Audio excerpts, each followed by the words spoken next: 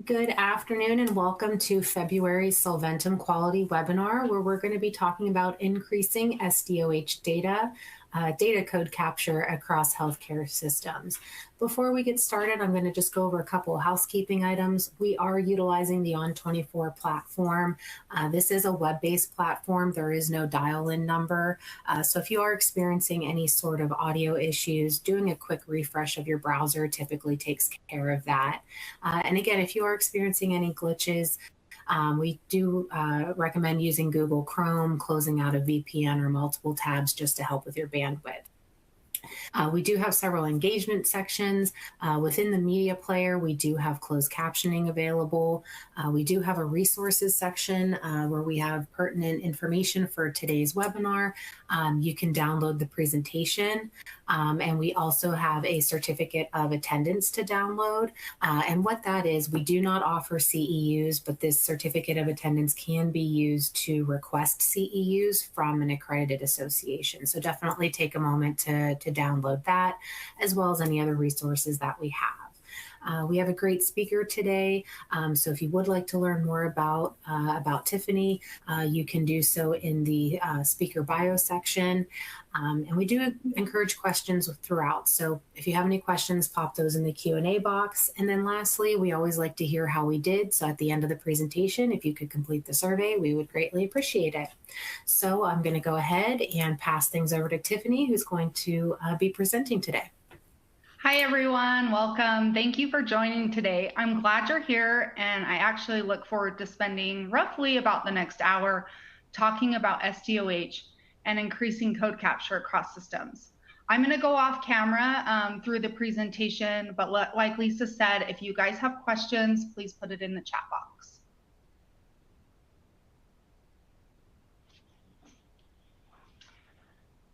Okay, so I love this story. So this is our roadmap to our mission.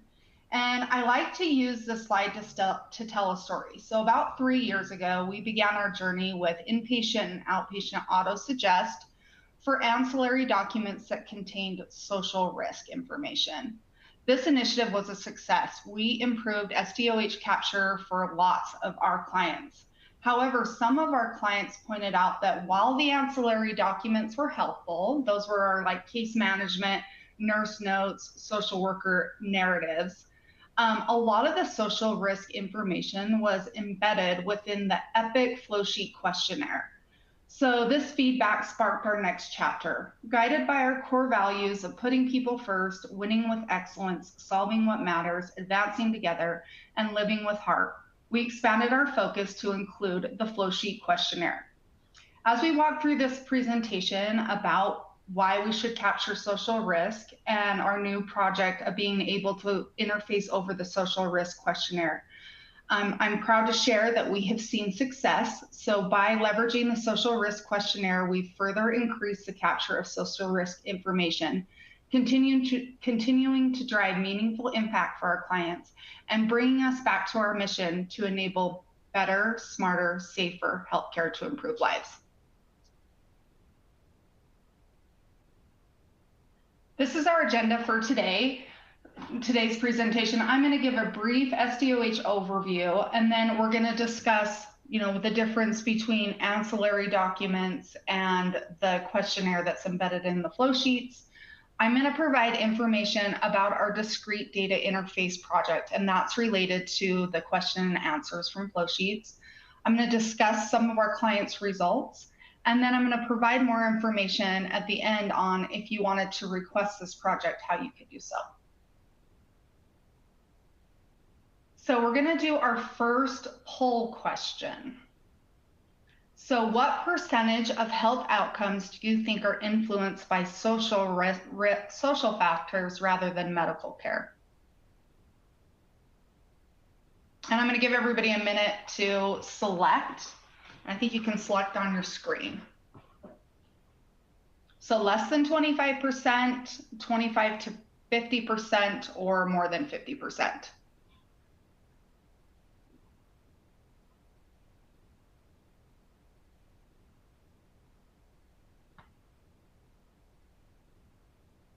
I wish I had like the Jeopardy song. Do, do, do, do.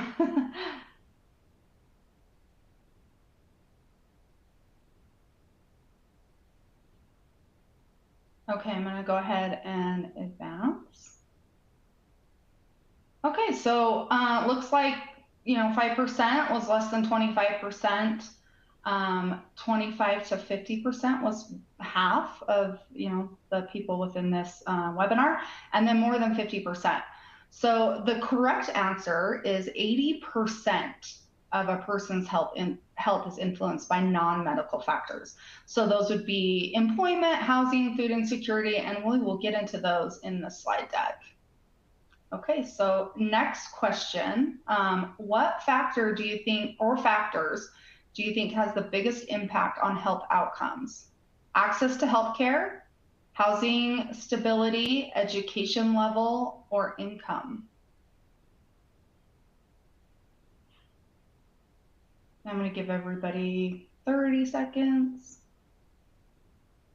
And you can select multiple.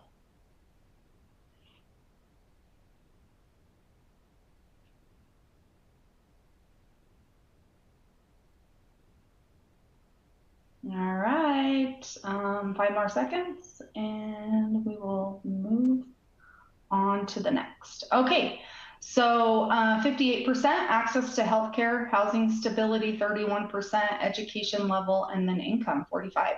So actually, there isn't a single correct answer on this to this question. So it depends on the perspective and the context, and it may be to your facility too. You may have people within your hospital system that have housing stability as their number one, whereas like a different hospital system may have a different one. But the consensus is social factors like income, education, housing stability often have the largest impact on health outcomes compared to compared to access to healthcare alone. All right, so I'm going to now walk through social determinants of health. So let's start kind of with the basics. What is social determinants of health data? Social determinants of health plays a vital role in shaping the well-being and quality of life for individuals and communities.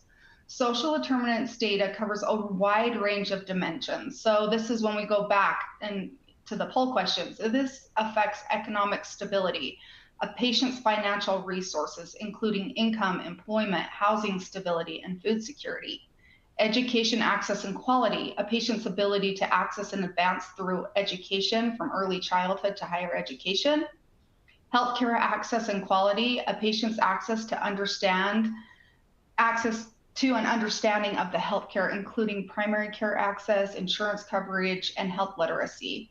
Neighborhood and built environments, the quality of where the patient lives, including air, water quality, crime rates, access to food, and more. Social and community context, a patient's relationship with family, coworkers, the community. All these things can impact like issues with discrimination, abuse, incarceration. In this presentation, we will explore the importance of SDoH capture across ancillary documents and then the social risk questionnaire.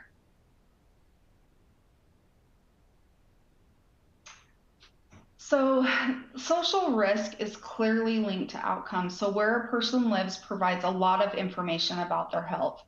As you can see, only 20% of outcomes are addressed in the healthcare setting.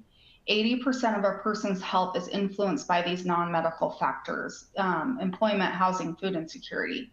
There's a good quote on the right-hand side from Cleveland Clinic about diseases like cancer and diabetes and how they're linked to where a person lives and how it shapes their health outcomes. Knowing more about your patients will be useful to the clinician and the entire system in managing population health and improving outcomes. Outcomes are not just for patient health, but they're also for hospital and resource utilization. A study by the Robert Wood Johnson Foundation showed that investing in an SDoH program reduced emergency department use by 17%, emergency spending by 26%, inpatient spending by 53%, and outpatient spending by 23%. Enhancing your patient profiles. SDOH, such as housing, stability, income level, education, access to nutritious food, can significantly influence an individual's health status. And like I said, 80% of this, a person's health is influenced by these non-medical factors. There's advanced quality metrics. So health systems are being rated based on health disparities and how well we address the broader health influences. US News and World Report ranks as annual best hospitals on the Health Equity Index. The Lone Hospital Index measures social responsibility of performance on equity, values, and outcome. JACO has health equity as a national safety goal. There's Medicare Advantage and Part D star ratings, and NCQA made a HEDIS measure for the social needs screening and intervention. Risk adjustment models often use diagnosis codes from health records to predict healthcare costs. Incorporating SDOH factors helps refine these predictions because it accounts for non-clinical factors. There is a SDOH range of codes within ICD-10-CM, and 10 of those related to housing instability, RCCs. You also have improved documentation and coding. So CDI and coding teams require an understanding of how to code these factors appropriately. So leveraging computer-assisted coding to help capture SDOH codes can streamline the coding process and improve accuracy and efficiency. This is an example of a client's increased code capture by adding SDOH ancillary documentation to inpatient auto-suggest. So you can see the increase, and we'll go through some client metrics towards the end. Integrating ancillary documentation can increase coder efficiency and accuracy by eliminating the need to manually review all the encounters to identify the SDOH codes. We often talk about capturing the social risk narrative, and it's important to recognize that this information is distributed across multiple documentation sources within the clinical workflow. Each source offers a unique lens into the patient's social context. So you have your provider documents, which I'm sure everybody's aware of what those are, and then we have the non-provider documents. So these may include intake forms, assessments, or other documentations completed by the care team outside of the direct provider. We have the ancillary documents, and I'm going to refer to ancillary quite a bit through this. So I just want to make sure we understand on this quality webinar what is an ancillary document. So these are your supplemental records. So these are your case management, social worker notes, those type of things that would contain the relevant social context, and they're usually tied to follow-up care or access issues. We have the social worker notes that do fall within the ancillary documents, but it's a rich source of social risk data. Often housing instability, food insecurity, or other transportation barriers are in a narrative form within the social worker notes. And then the flow sheet questions and answers. So this is our social risk questionnaire, and it's structured in the flow sheets in systems like Epic, Cerner, other EHRs, and it's used to document the social determinants of health through a standardized question and answer format. So together, these sources form a more complete picture of the patient's social risk profile, and understanding where to find this information is key to improving capture and actionability.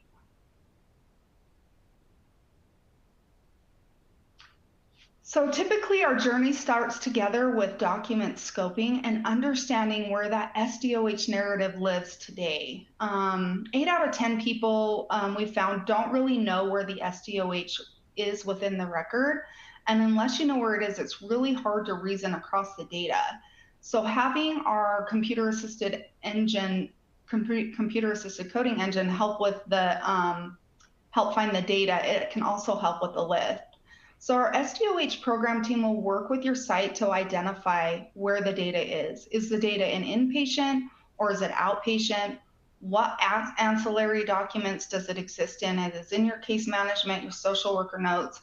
Are you capturing it within the social risk questionnaire within flow sheets? So once we have all that information, we can auto suggest the codes, the ICD-10-CM codes for those social risk narratives. And that falls within the ICD SDoH range of C55 through C65. And we can turn on the auto suggest just to capture those codes. So once we have that, we adjust our interfaces on our side and we turn the documents on, and then it brings it up to the coders here, as you can see on this slide, and provides auto suggest for the social risk codes.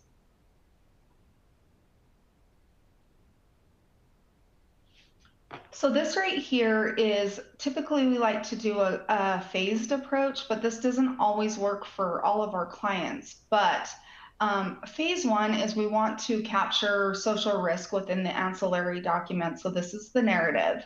So if your organization has had an inpatient, if they haven't had an inpatient optimization within the last year, we like you to submit for an optimization.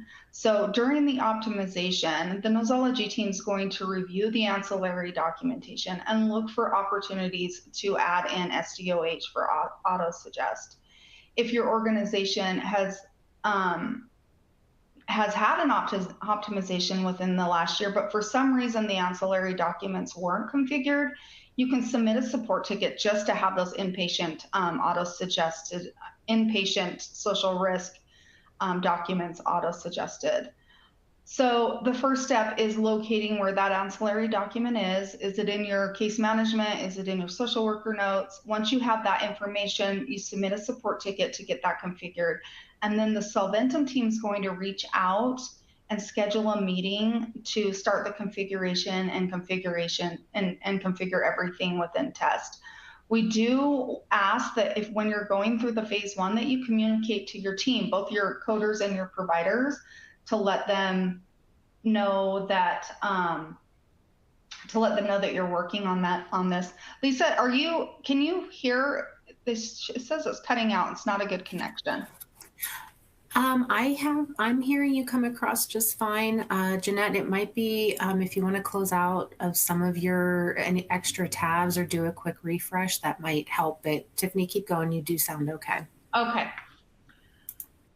So, and then once you're ready and we've tested everything, we can put this in production for the ancillary document on the inpatient side. Phase two is outpatient auto suggest, and this follows the same process as the inpatient auto suggest. The main difference for outpatient auto suggest is we need a section header. We need some way to identify that this is a social determinants of health section, and then we can go ahead and configure the outpatient to auto suggest just those social risk codes that fall within the Z55 through Z65. Okay, now I'm gonna walk through the portion where we kind of get into what is this social risk questionnaire and where does it exist, and where did all of this information come from. So right here, CMS has a health-related screening tool, and there's a lot of screening tools that are available out there, but CMS has one, and every EHR has a kind of a different version of a screening tool to screen for social risk. And it also depends on what version within your EHR that you're on. But typically these screening tools are going to address your housing instability, transportation, food insecurity, those type of things. They exist within the flow sheets, and in the flow sheets, it's more of like a table where there are questions within the flow sheet. Within the last 12 months, has there been a time where you weren't able to pay your mortgage on time? And from there, the patient will answer yes or no. So typically they're yes or no questions. And then within Epic, on the Epic side, you have this Epic will. And in the will, you can see it will rank where they fit within the severity of their social risk. Is it medium risk? Is it high risk? Is there not a risk at all? So that's kind of how all this social risk data and questionnaire is tied together.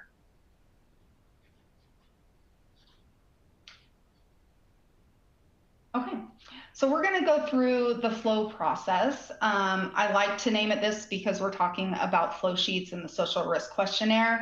So the first thing in the flow process is to formulate questions. So whether they're coming from your EHR or you're putting together a questionnaire yourself on site, you want to identify these questions, and you want to make sure that they're formatted consistently to align with the current episode of care and the specific problem that's being addressed for optimal efficiency. Then you want to leverage technology. So you want to use the social risk questionnaire within the EHR, and then you want to integrate it across hospital systems. And then also interface this information over for the coding team. You want to optimize data use, so using data analytical tools to identify patterns and trends within the SDoH data. You create targeted interventions based on the analysis to address identified needs. And then also you want to continuously monitor this and redefine or refine your workflows to ensure that you are getting the effectiveness of the data capture. And then also working collaboratively, engaging stakeholders, including like your healthcare providers, your social workers, vendors, community organization, the coding team. Facilitate SDoH data sharing among team members for a comprehensive approach of what's going on with the patient and offering patient care. And then also offering training within the organization on the importance of SDoH capture. So this is to formulate questions. So this is really to identify those social determinants of health needs, starting by crafting like really clear, straightforward questions. So the questions should be designed to uncover key social risk factors without adding complexity within the workflow. And then focusing on integrating that, embedding those directly into the EHR. Probably most of your EHRs already have these questionnaires and they're already embedded, but then it's utilizing within your nursing workflow and your other workflows like your coding workflows. And then leveraging technology. So this right here is a screen capture of what it looks like when we can take those SDoH questionnaires and integrate them over into the coding workflow, and how that information is displayed to the coders. So it's really essential to ensure that the data flows across all relevant hospital systems. Integration across platform enables a more complete and accessible view of the patient's social context, supporting our coordinated care. And then finally, supporting the coding team by interfacing these documents in a structured and consistent way. We can streamline the data capture, reduce the manual effort, and ultimately improve the workflow efficiency and data quality. And then optimizing this data. So, relying on advanced data analytical tools to uncover patterns and trends within the SDoH data. So you can start to take a look at it at code level. So you can see within our hospital, we're trending towards having, more patients coming in with housing instability or transportation insecurities. These insights really allow us to understand where the greatest needs exist and how they're evolving over time. So with this foundation, you can start to design targeted intervention strategies that are tailored to address specific social risk needs identified within our communities. This ensures that our efforts are both efficient and impactful. But it doesn't stop there. Continuously monitoring is essential. So really assessing our effectiveness within our workflow, our interventions, and then making adjustments as needed to improve data capture and outcome. So this is a cycle of analysis, action, refinement, and keeps our approach responsive and sustainable.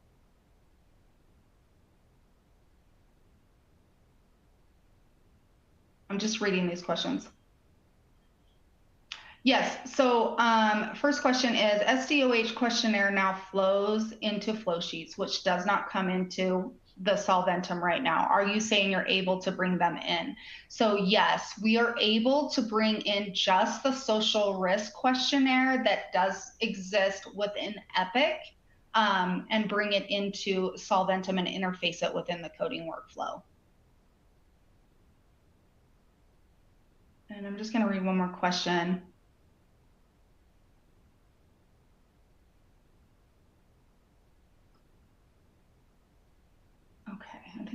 I think I got them both, but we can go over it at the end.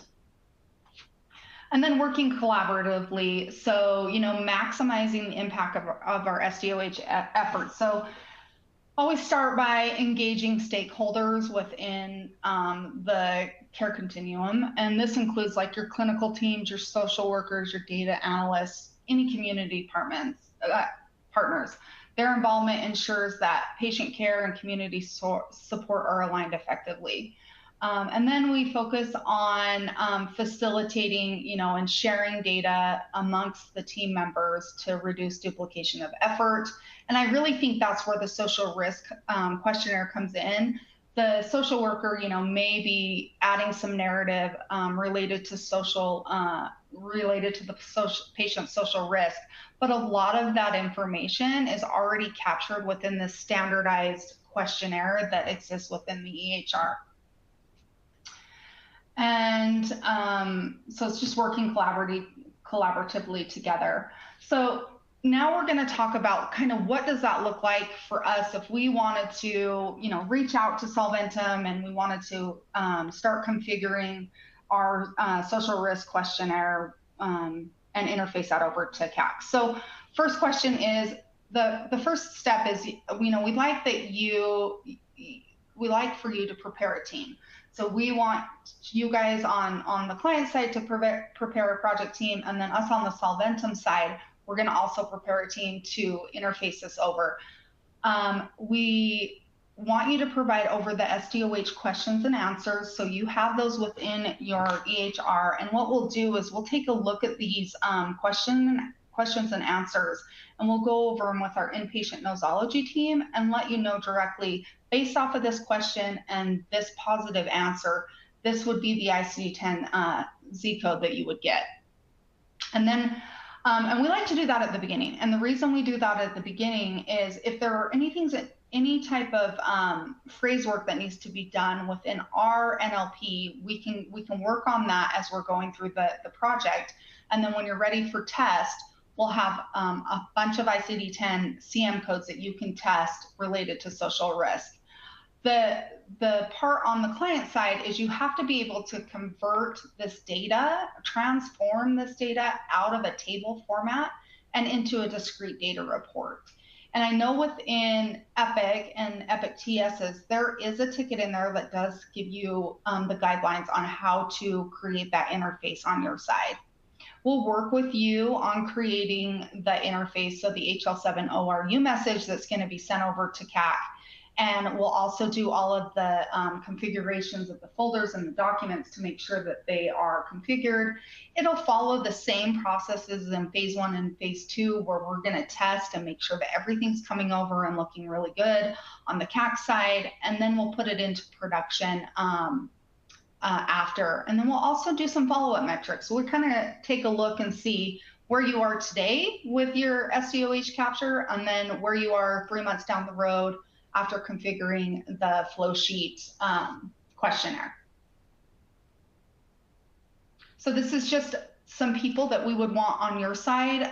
We'd want coding, flowsheet testers, interface builders, and a project manager.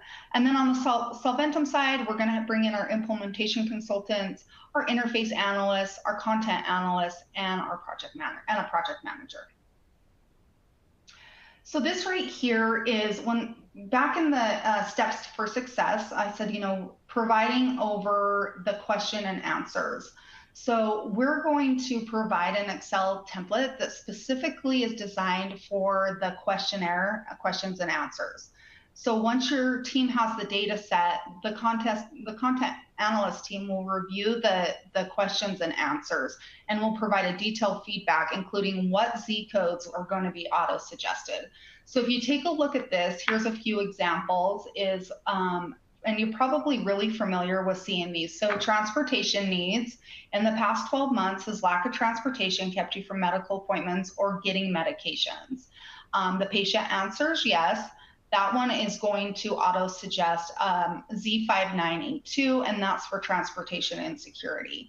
So we will provide this back in a spreadsheet so that when we go to test, and you guys go to test, you'll be able to say, okay, I can see, you know, this transportation question come in, and I can see that now I'm getting the auto suggest for transportation insecurity. Then there's a couple more questions there's a food insecurity one on here. I don't have all of the SDoH questions and answers on here, but I do want to bring up in here, there is one question that's called alcohol use. So, and this one's related to like how often you drink alcohol. Now, this actually falls outside the Z55 through Z65 range.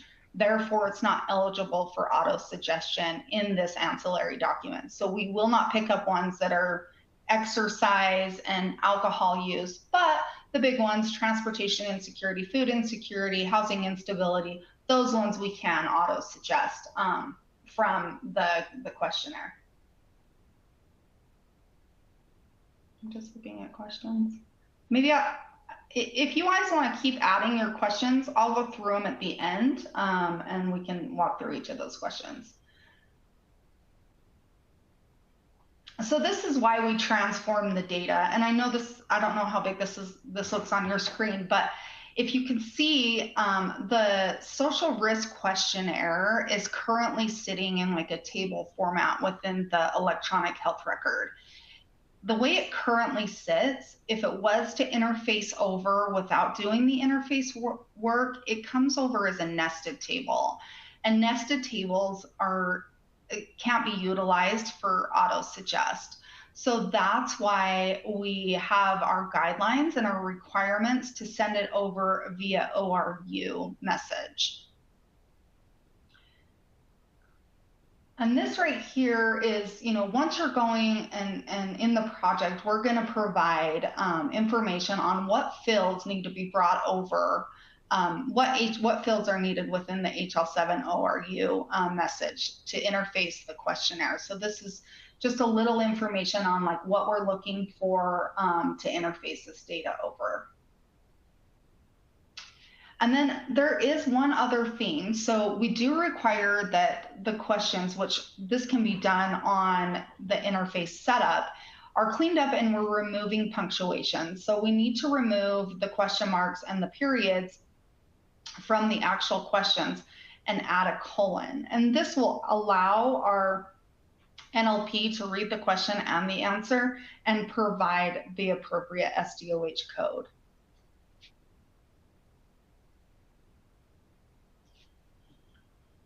So, so then once we get to that point, we're going to configure the interface, and we're going to configure like the ports on our side.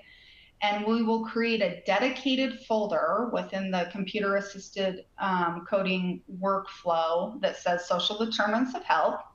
We're going to go in and configure just that Z code range, Z55 through Z65, to ensure that we're only capturing those codes.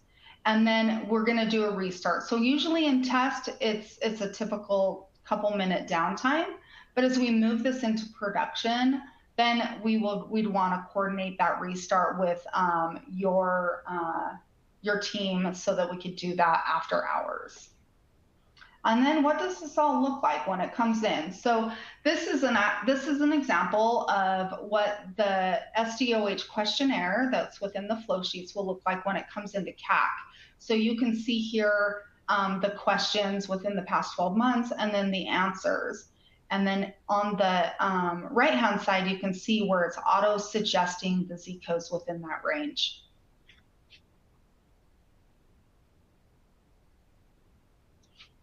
So a lot of questions, some of the questions that our clients get is what happens, you know, within the patient stay, there's an answer change. So the patient decided to change an answer within their questionnaire. So maybe half of the assessment got done, or they decided for whatever reason they wanted to change something to yes, that was a no. And we can account for that. So we have two options where you can see multiple documents and you can see the answer change over time. And then we also have an option where we will overwrite the changes and just provide the final the final social risk documentation at the end of the patient's stay. So it just depends on how you want to view it, but it just depends on your guys' site and how you want to view this documentation within CAC. And this is an evidence view of where the answers changed within multiple folders. You can see the SDoH folders on the side. And then this right here is when we modify and do overwrite, and then you just get one final document that has the most current answers within the questionnaire.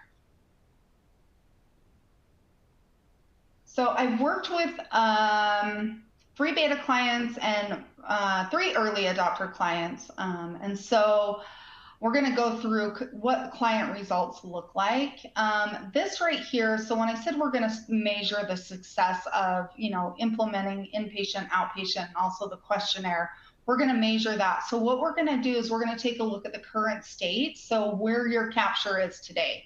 So we're going to take a look and see, are you at the code level? What's your capture of the housing instability codes? And then once we do the configuration, we're going to increase the code capture. So a higher number of codes will automatically be captured and accepted by the system. You're also going to see a decrease in human added codes. So that will help with the efficiency of the coders. So it'll reduce the need to manually add those codes because the coders aren't searching the workflow. And then improving precision and recall. So precision, were all the assigned codes correct? Recall, did the engine capture all the appropriate codes? So we'll start looking at that. We'll pull where you are today. We'll pull these metrics, where you are today, and then we'll compare them once we go live with the questionnaire or inpatient narrative notes. So this was one of our first beta clients. So this client, we walked through the ancillary process where we configured their ancillary documents, their narrative documents, and they were the ones that said, hey, we have a ton of social risk data within our questionnaires, and we actually find that this will be more valuable to us and to our coders. So this is their success metrics. So at the very beginning of the project, we pulled where they were. And then we pulled it after we went live with their social risk questionnaire within their flow sheets. So they had a 95% increase in auto-suggested codes. They had a 58% increase in final coded.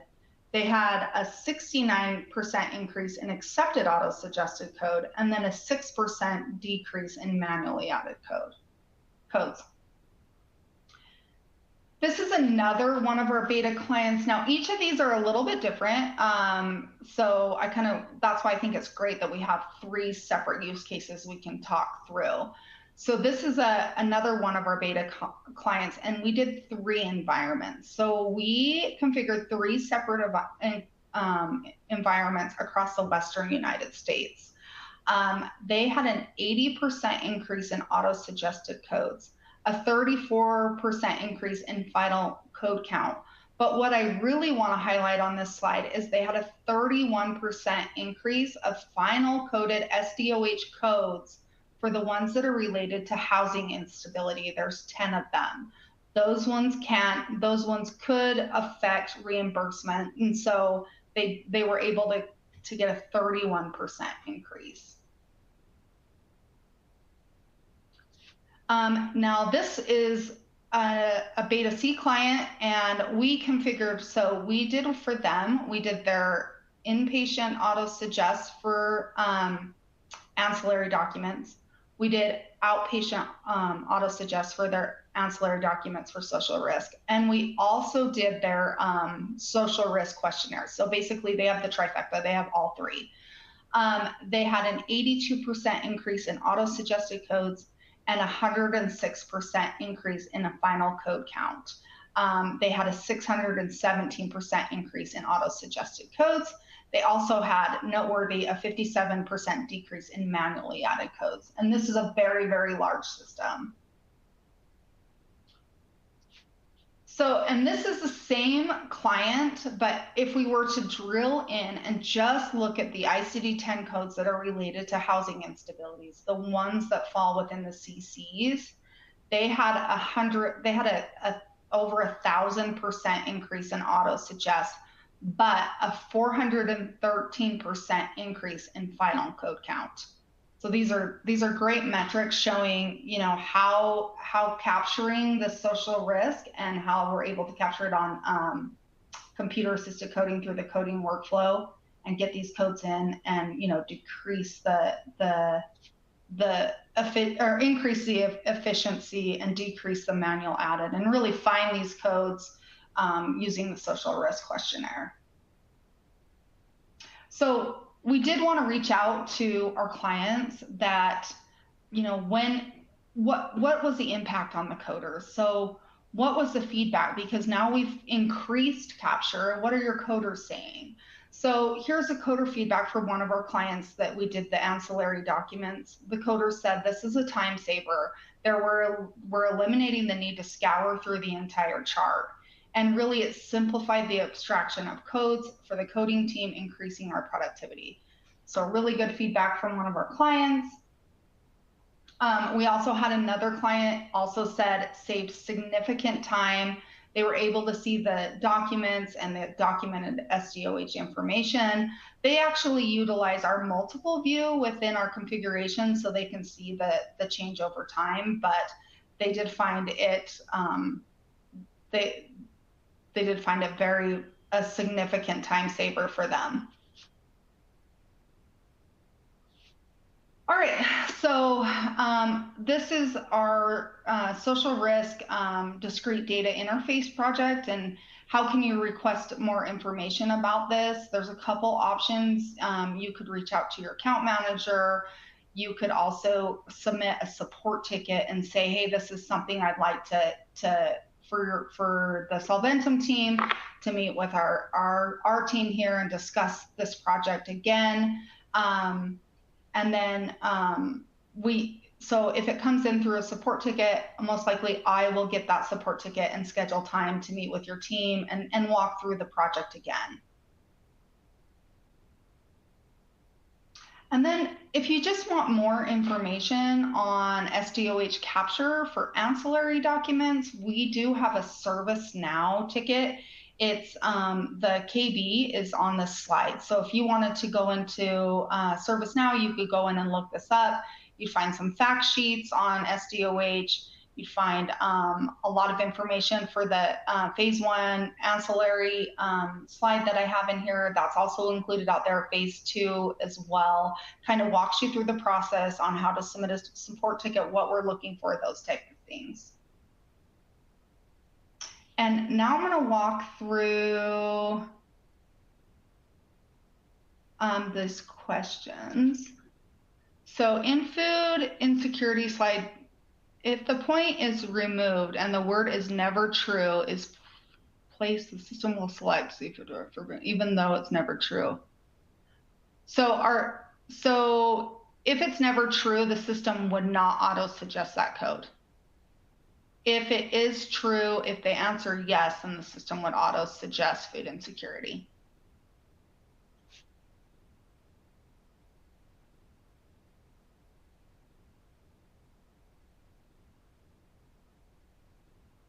I'm looking at one for a newborn record. A translator is used as parents are non-English speaking, and they've been using Z60.3. However, we're getting insurance denials. Oh, interesting. Michelle, would you send me this in email or through a support ticket? I want to take a look at this one a little bit closer. I'm not sure why that's being denied. I'll have to take a look at that. And Michelle, Tiffany, if you want to, since participants can't see the questions, if you just want to state what it is, I think probably whatever you just were talking about, I think people would want to hear. Oh, yeah, I'm sorry. What I was referencing. No, that's okay. Sorry, guys, I thought you could see them. Okay, yeah, let me find that.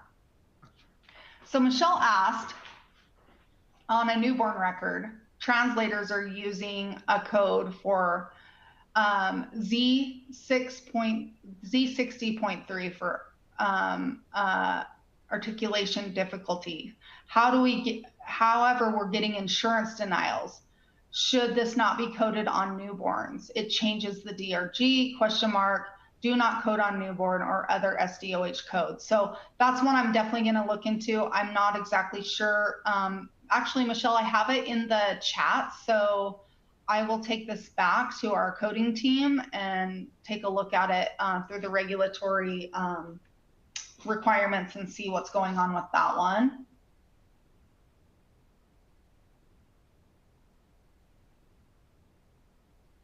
Okay, let me.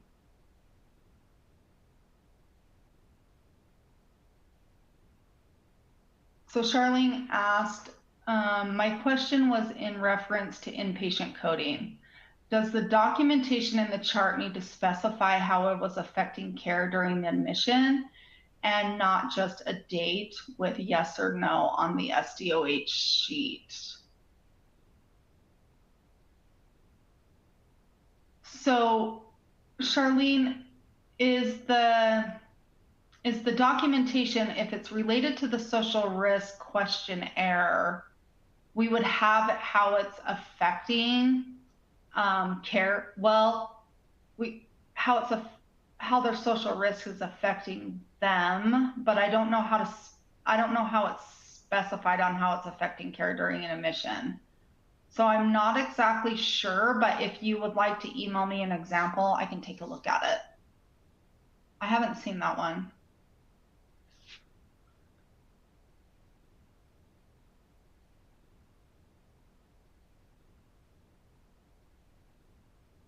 Okay, so with the health-related social needs screening, it asks questions that require much more probing, such as, I do not have a steady place to live.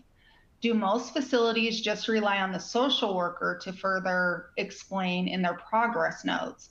My facility is in the process of launching the health-related social needs questionnaire, but I feel it doesn't offer a lot of specificity to translate to SDoH Z codes. Yeah, that's typically what it does. So within the EPIC will, as if a patient comes in and they answer their social risk questionnaire and everything's low risk, it's not gonna require, you know, case management or social worker to step in. But if they're documenting and it's coming through as high risk, that's where you're gonna see the social worker or the case manager further explain what's going on within their progress notes.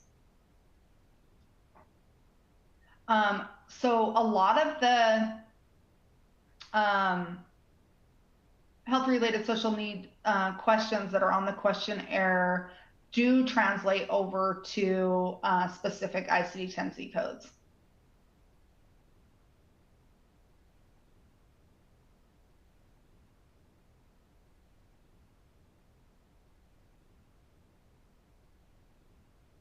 And then Charlene said, shouldn't this be documented in the chart that these social determinants are affecting care and not just in the question and answer? Absolutely, Charlene. Yes, they should be documented in both places. I want to make sure I got all of.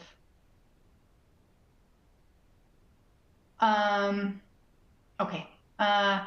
So yeah, so for the phase one for ancillary documents, if you're just, because these documents are already configured within CAC. So if we're just going to auto suggest the narrative off the social worker and the like nurse notes, case management notes, we're just focusing on that. There's actually no cost for that. But if we are creating a new interface for documents that are already being interfaced over, and that would include the social risk questionnaire, there is a small fee to interface that over.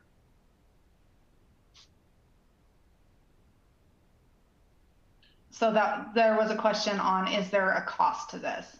So ancillary side, just looking at the narrative, inpatient, outpatient, we're just looking at narrative. We're not interfacing over the social risk. There's no cost for that.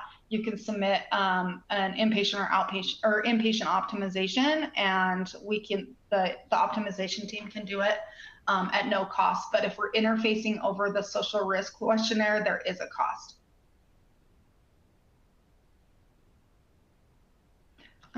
Dimitri, could you offer us a specific example where determination of a Z code resulted in a tangible fork of the care pathway resulting in a superior value delta in outcome? No, I don't think I have an example of where that is. Delta in outcomes over cost. No, because on our side we're configuring within computer assisted coding. So that would be like within your data analytics platform where you could go in and see, and there is a way within that platform to just take a look at a time or dates and then just pull the SDoH Z code Z55 to Z65. Kara, I'm looking at your question. We tried to update one of our electronic records with questions and answers that would resulted in suggested SDoH codes by CAC. However, when other departments looked at it, they said it didn't work for their downstream system. So ultimately, we didn't update the document. What would you do in this situation? I guess I just need a little more information on what other departments it didn't work for their downstream system. And I mean, this one I could definitely take a look at it offline if you want to provide a little more information on why it wasn't working downstream.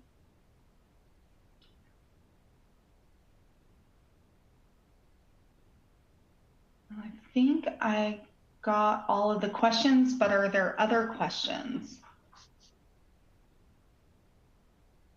These are all great questions. Thank you, everyone, for asking questions.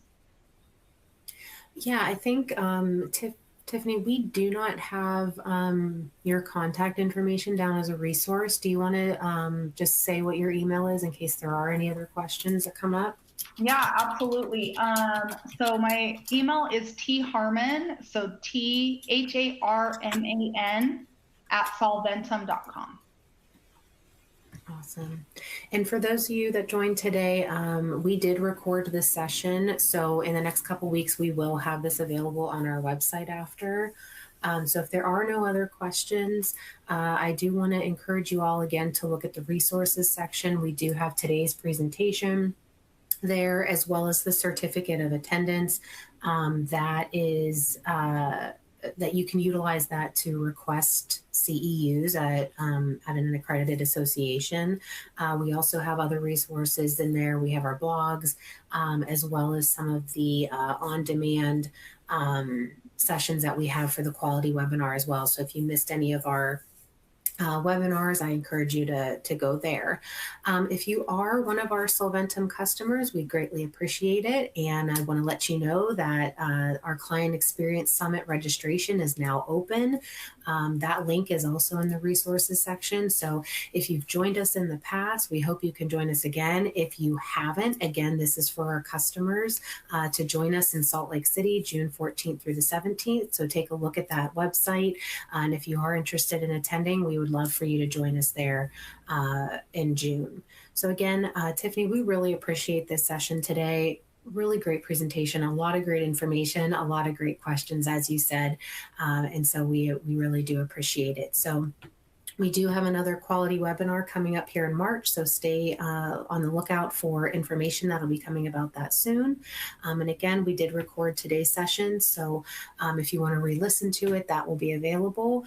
And lastly, again, we always like to hear how we did, so if you could complete the survey once we end, we would really appreciate it. So Tiffany, thank you again, and everybody else, have a great rest of the day.